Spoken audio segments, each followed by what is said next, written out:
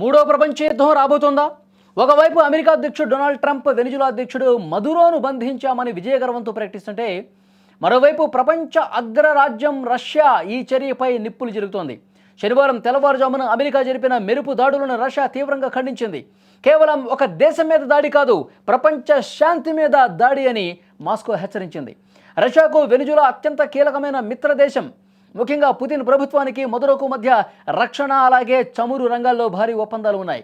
వెనిజులాపై America జరిపిన దాడులను Russia విదేశాంగ శాఖ బహిరంగ దురాక్రమణగా పేర్కొంది.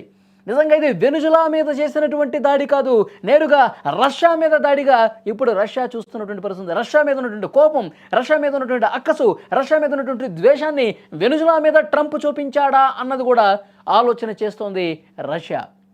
ఒక స్వతంత్ర దేశాధినేతను ఆ దేశ భూభాగంపైనే బంధించడం అంటే అంతర్జాతీయ చట్టాలను ఖూనీ చేయటమేనని రష్యా మండిపడుతోంది. వెనిజులాలో తమ ప్రయోజనాలకు భంగం కలిగేలా లేదా తమ పౌరులకు ప్రమాదం వాటిల్లేనా అస్సలు ఊరికినే ప్రసక్తే లేదని ఘాటుగా స్పందించింది రష్యా.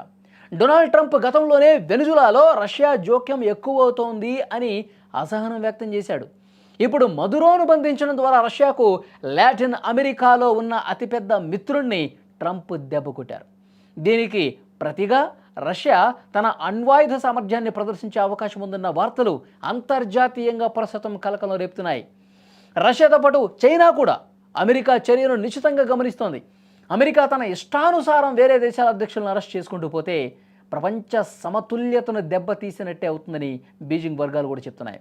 వెనిజులాకు రష్యా, చైనాలు రెండు భారీగా అప్పులు ఇచ్చి ఉన్నాయి. ఇప్పుడు మదురో ప్రభుత్వం కూలిపోతే ఆ పెట్టుబడులన్నీ ప్రమాదంలో పడతాయని ఆ దేశాల ఆందోళన ఒక పక్క కనిపిస్తోంది. అమెరికా సైనిక చర్యపై ఐక్యరాజ్య సమితి భద్రతా మండలిలో అత్యవసర సమావేశం జరిగే అవకాశం ఉంది. రష్యా ఈ విషయంలో అమెరికాపై ఆంక్షలు, తీవ్రమైనటువంటి తీర్మానం ప్రవేశపెట్టేందుకు సిద్ధమవుతోంది. ట్రంప్ తన అమెరికా ఫస్ట్ విధానంతో మదురోను బంధించి ఒక విజయాన్ని సాధించినట్లు కనిపిస్తున్నా దీనివల్ల రష్యాతో ప్రత్యక్ష యుద్ధానికి దారితీసే ప్రమాదం పొంచి ఉంది. ఒకవేళ రష్యా సైనికంగా వెనిజులాకు మద్దతు ఇస్తే అది మూడో ప్రపంచ యుద్ధానికి కూడా దారితీసే అవకాశం ఉందని పెద్ద ఎత్తున చర్చ జరుగుతుంది.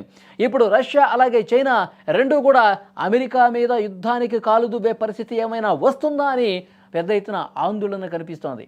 ఎందుకంటే వెనిజులాలో ఉన్నటువంటి సహజ వనరుల మీద, వెనిజులాలో ఉన్నటువంటి సంపద మీద కన్ను పడింది కాబట్టి డొనాల్డ్ ట్రంప్ ఆ దేశ అధ్యక్షుడి భార్యను కూడా సైనిక చర్య ద్వారా బంధించి రహస్య ప్రదేశానికి తీసుకెళ్లడం తెలుస్తోంది. ఇప్పుడు అత్యంత మిత్రదేశమైనటువంటి రష్యా అసలు కామ్గా కూర్చునే పరిస్థితి లేదు, ఏదో ఒకటి చేస్తుంది. ట్రంప్ చెరలో ఉన్నటువంటి ఆ అధ్యక్షుడిని కాపాడటానికి ఎంతవరకైనా రష్యా అధ్యక్షుడు వెళ్లే అవకాశం ఉంది అని ఒక చర్చ బలంగా వినిపిస్తోంది.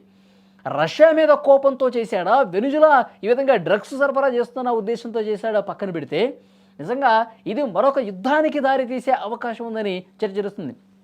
డొనాల్డ్ ట్రంప్ వెనక్కి తగ్గకపోతే, ఇదే మొండి వైఖరి ప్రదర్శిస్తే అధ్యక్షుని భార్యని ఈ బందీగా చేసుకున్నటువంటి డొనాల్డ్ ట్రంప్ వాళ్ళకి ఏ రకమైనటువంటి హాని తలపెట్టినా, వాళ్ళని ఇంకా విడిపించకపోతే పరిణామాలు చాలా తీవ్రంగా మారే అవకాశం కనిపిస్తుంది. ప్రపంచం మొత్తం కూడా దీని మీద పెద్ద స్థాయిలో చర్చ జరుగుతుంది.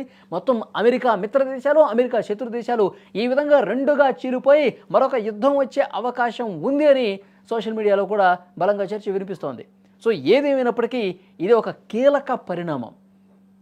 వెనిజులా అధ్యక్షుడిని వాళ్ళ దేశంలోనే అంత దారుణంగా సైనిక చర్య జరిపి పెద్ద పెద్ద భవనాలను కొలగొట్టేసి, పోర్టుల్ని దెబ్బతీసేసి, భయభ్రాంతులకు గురి చేసి మొత్తం కిడ్నాప్ చేసుకుని వెళ్ళిపోయారంటే ఇది మామూలు విషయం కాదు, చిన్న విషయం కాదు.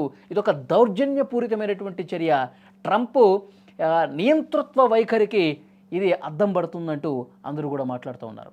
సో నెక్స్ట్ పరిణామాలు ఏ విధంగా ఉంటాయో తెలియదు, కానీ ఇది ఇంకా గంటకు తీవ్ర ఉద్రిక్తతలకు పెరిగే అవకాశం ఉండే ఛాన్స్ అయితే చాలా స్పష్టంగా కనిపిస్తుంది.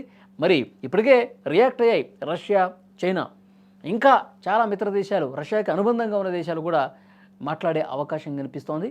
మరి ఎక్కడా ఎవరు వెనక్కి తగ్గకపోతే ఇది మూడో ప్రపంచ యుద్ధానికి ఏమైనా దారి తీస్తుందని కూడా చాలామంది ఆలోచన చేస్తూ ఉన్నారు. ఆ పరిస్థితి రాకూడదు అంటే కనుక ఈ విషయంలో ఇప్పుడు జరిగినటువంటి ఈ కేసులో త్వరితగతిన ఏదో ఒకటి చేయాల్సినటువంటి అవసరం ఉంది. నెక్స్ట్ ఏం జరగబోతుందో చూద్దాం.